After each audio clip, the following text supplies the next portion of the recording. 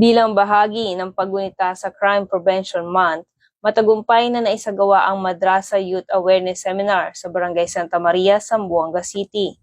Ang aktibidad ay pinangunahan ng National Commission on Muslim Filipinos o NCMF Zamboanga sa ilalim ng pamumuno ni Regional Director Ruaisa S. Matulo Mukaram, katuwang ang Salaang Police Center Western Mindanao Field Unit at ang Zamboanga City Police Office.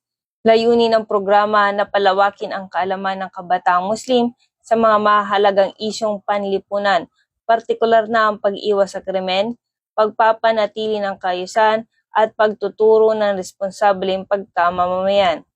Kabilang sa mga tinalakay ang anti-bullying awareness, youth and peace building, anti-illegal drugs awareness, at violence against women and children or BAUC. Ang aktibidad ay aktibong nilahukan ng mga estudyante mula sa Dar al-Ulfa Foundation Incorporated na nagpakita ng mataas na interes at pakikisa sa mga talakayang isinagawa.